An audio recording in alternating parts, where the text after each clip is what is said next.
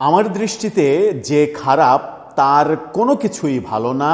এই যে আইডিওলজি কিংবা এই যে চিন্তাধারা আমাদের বাঙালির মনে একেবারে স্থির হয়ে বসে পড়েছে, সেটা কি খুব ভালো কিছুর উদাহরণ হতে পারে, নাকি এটা এক ধরনের গোঁড়ামি, একগুঁয়েমি এবং এটা দেশের জন্য অনেক বড় ক্ষতির কারণও হতে পারে।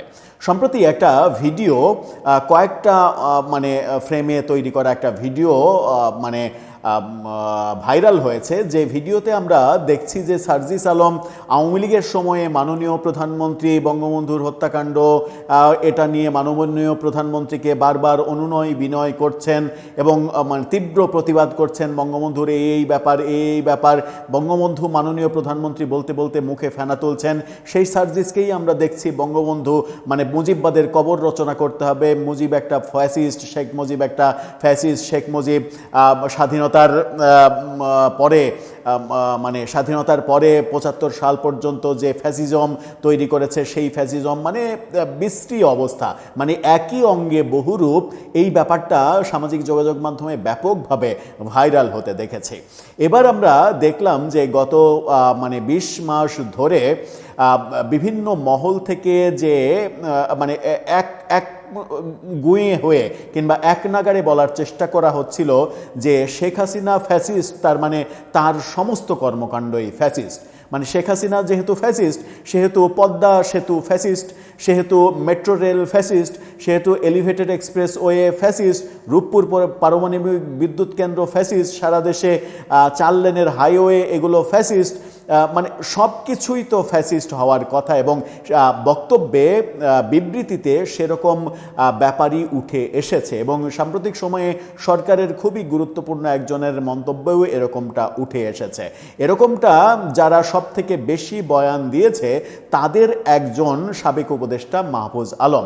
সেই মাহফুজ আলমকে এবার আমরা দেখছি শেখ হাসিনার একটা কাজের প্রশংসা করছেন, এবং শেখ হাসিনার নেয়া ওই প্রজেক্ট যেন অব্যাহত থাকে, সেই প্রজেক্ট যেন বাদ দেওয়া না হয়, এই ব্যাপারে নিজের মতামত তুলে ধরছেন, সরকারের প্রতি আহ্বান জানাচ্ছেন। হঠাৎ করে এই ফ্যাসিস্ট শেখ হাসিনার উদ্যোগ কিংবা কর্মসূচি তার এত পছন্দ হলো কেন? তার কি ফ্যাসিস্ট ভালো কাজও করেছে? চলুন একটু আলোচনা করে দেখি মাহফুজ আলম কি বলতে চাইলেন, এবং বর্তমান বাস্তবতায় এই মুজিববাদের কবর রচনা করতে চাওয়ার মাধ্যমে, শেখ হাসিনার বিরোধিতা করার নামে যেভাবে মুজিববাদের কবর রচনা করতে চাওয়া, ৭২-এর সংবিধান ছুঁড়ে ফেলা, ৩২ নম্বর বাড়ি গুড়িয়ে দেয়া, ওই কি বলে যে টুঙ্গিপাড়ায় গিয়ে মুজিববাদের কবর রচনা করতে চেয়ে আর্মির এপিসিতে পালিয়ে আসা, অনেক কিছুই তো আমরা দেখছি। এই অনেক কিছু দেখার মাঝে মাহফুজ আলম আদতে কি বোঝাতে চাইলেন এবং কোন কর্মসূচিটা শেখ হাসিনার নেয়া সেটা মাহফুজ আলমের হৃদয় জয় করলো, একটু আলোচনা করে বোঝার চেষ্টা করব এই ভিডিওতে। থাকবেন পলিটিক্স টিভির নিয়মিত আয়োজনে।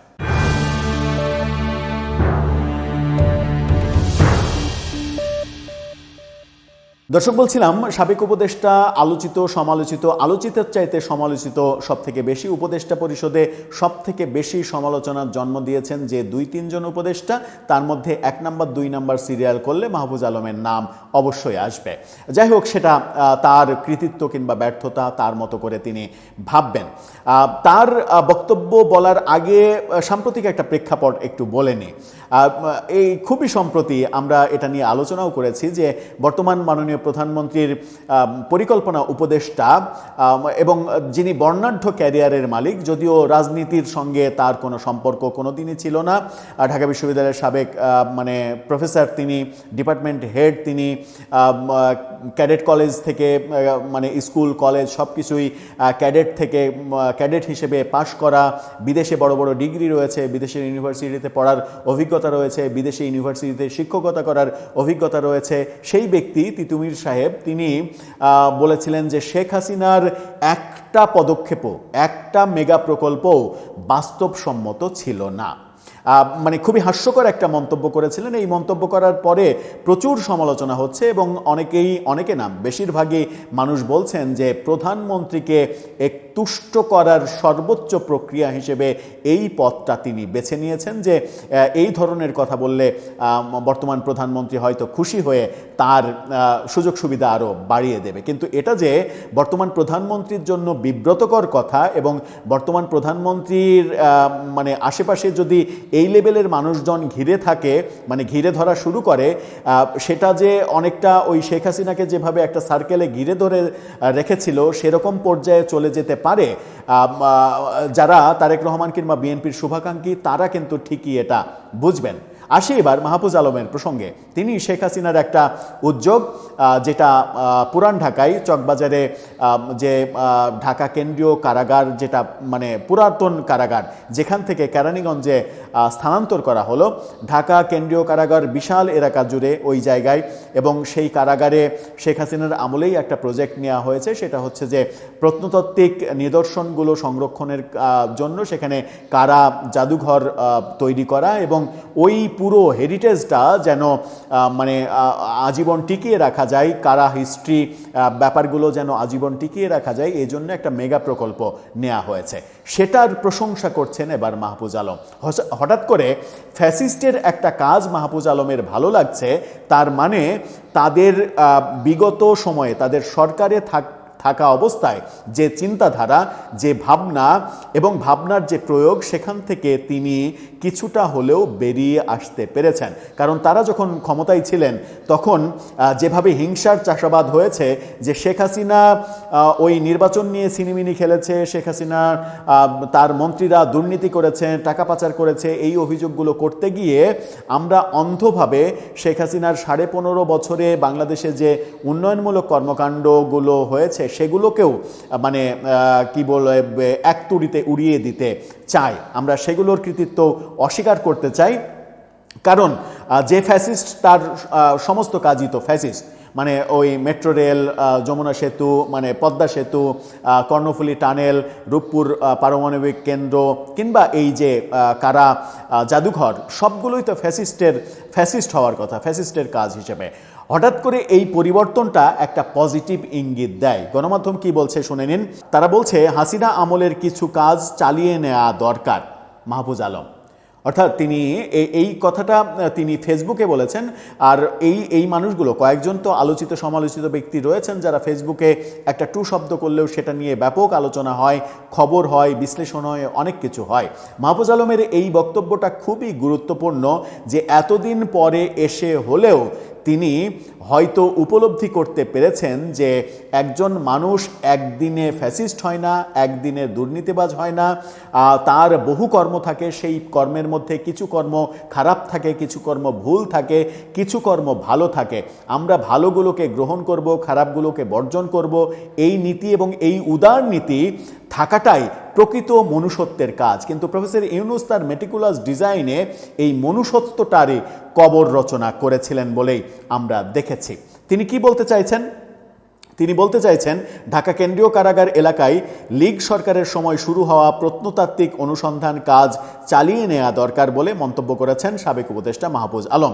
নিজের ফেসবুক পোস্টে এই তথ্য তিনি দিয়েছেন। তার ফেসবুক পোস্টটা দেখে নিন। সেখানে তিনি লিখেছেন, ঢাকা কেন্দ্রীয় কারাগার এলাকায় পার্ক বা জাদুঘর করার আগে সেখানে প্রত্নতাত্ত্বিক অনুসন্ধান করা জরুরি। বিগত লীগ সরকারের আমলে কিছু কাজ শুরু হয়েছিল, সেটা চালিয়ে নেওয়া দরকার। অর্থাৎ তিনি অনুভব করছেন যে শেখ হাসিনা এই কাজটা ভালো কাজ করেছেন এবং সেটা কন্টিনিউ করা দরকার। তিনি আরও লেখেন, ঢাকার ঐতিহ্য 400 বছরেরও পুরনো, এটা প্রমাণ করার সুযোগ আছে। এখান থেকে আরও প্রমাণ যে নাই তা নয়। নগরায়ন, পার্ক, বিনোদন কেন্দ্র যেমন জরুরি, তেমনি এই নগরের অতীত ও ঐতিহ্য সংরক্ষণও জরুরি।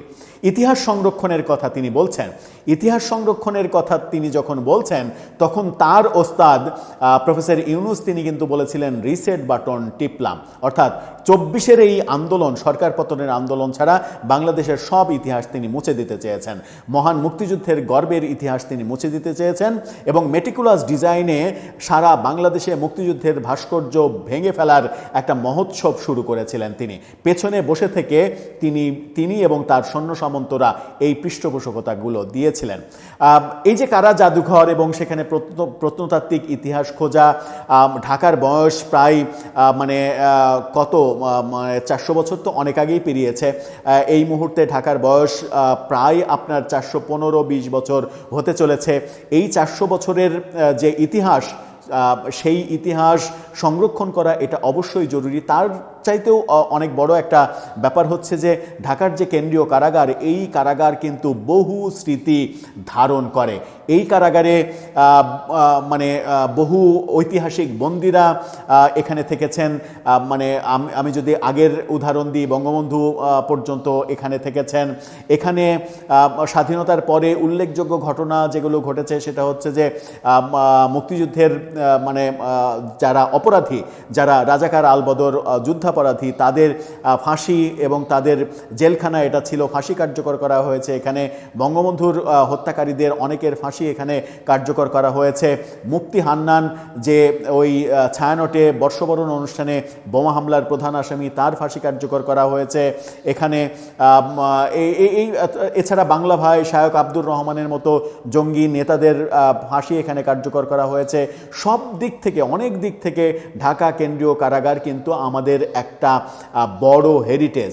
এবং শুধুমাত্র বাস্তবতার বাস্তব জীবনেই নয়, আমাদের নাটকের জীবনে যদি আমরা প্রবেশ করি তাহলে বাংলাদেশের কালজয়ী একটা নাটক কোথাও কেউ নেই, সেখানে বাকের ভাই নামের যে চরিত্র ছিল, হুমায়ুন আহমেদ যে চরিত্র সৃষ্টি করে বাংলাদেশে একটা নতুন ইতিহাস তৈরি করেছিলেন, যে নাটকের বাকের ভাইয়ের মুক্তি চেয়ে, তার ফাঁসির আদেশ বাতিল চেয়ে সারা বাংলাদেশে বিক্ষোভ হয়েছিল, এমনকি মৃত্যুর ঘটনা পর্যন্ত ঘটেছিল। সেই বাকের ভাইয়ের জেলবন্দি থাকা এবং ফাঁসি কার্যকর হওয়ার প্রেক্ষাপট নাটকে এই ঢাকা কেন্দ্রীয় কারাগারকেই দেখানো হয়েছে। বহুভাবে ঢাকা কেন্দ্রীয় কারাগার কিন্তু আমাদের হেরিটেজের একটা বড় অংশ। সেখানে কারা জাদুঘর করার উদ্যোগ নেওয়া হয়েছে। পুরো এলাকাটা কারা জাদুঘর হবে, নতুন করে একটা জাদুঘর বিল্ডিং হচ্ছে, সেখানে বহু জিনিস সংরক্ষণ করা হবে এবং এটা ভবিষ্যতে গবেষণার কাজে লাগবে। এই ব্যাপারে উদ্যোগটা যেটা নেওয়া হয়েছিল, শেখ হাসিনার এই উদ্যোগটাকে মাহফুজ আলম স্বীকৃতি দিচ্ছেন। তার অন্তত শেখ হাসিনার 15.5 বছরের যে শাসনামল, সেই শাসনামলের মধ্যে একটি ভালো কাজ তিনি খুঁজে পেলেন। আপনি শেখ হাসিনাকে সমালোচনা করতে পারেন, আমি শেখ হাসিনাকে সমালোচনা করতে পারি। শেখ হাসিনার অনেক অপরাধ আছে, থাকবে, সমালোচনাযোগ্য। তার সরকারের আমলে সবথেকে বিতর্কিত ব্যাপার তো ওই নির্বাচন নিয়ে তামাশা করা, সবথেকে, যে কারণে তার সরকারের পতন হয়েছে মূলত। সেই নির্বাচন নিয়ে তামাশা করা, অনেক মন্ত্রীর দুর্নীতির সঙ্গে জড়িয়ে পড়া, ব্যাপারগুলো তো রয়েছে। সেগুলোর সমালোচনা আমরা করব।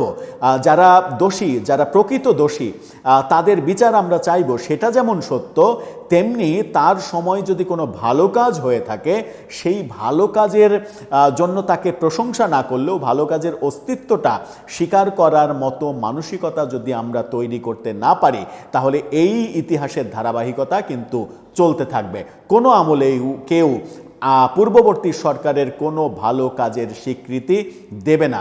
যেমনি করে রাজনীতির বাইরের একজন মানুষ, একজন প্রফেসর, একজন প্রধানমন্ত্রীর উপদেষ্টা, যিনি প্রধানমন্ত্রীকে উপদেশ দিয়ে সমৃদ্ধ করবেন, তিনি যখন রাজনৈতিক বয়ান দেন যে শেখ হাসিনার আমলের কোনো প্রজেক্ট বাস্তবসম্মত ছিল না, তখন প্রশ্ন আসে যমুনা সেতু পদ্মা সেতু তৈরি করাটা তার বোধহয় অনেক বড় ভুল ছিল, মেট্রো রেল তৈরি করাটা তার অনেক বড় ভুল ছিল, এলিভেটেড এক্সপ্রেসওয়ে তৈরি করে এয়ারপোর্ট থেকে মতিঝিলে 15 মিনিটে আসার ব্যবস্থা করে দেওয়াটা ভুল ছিল।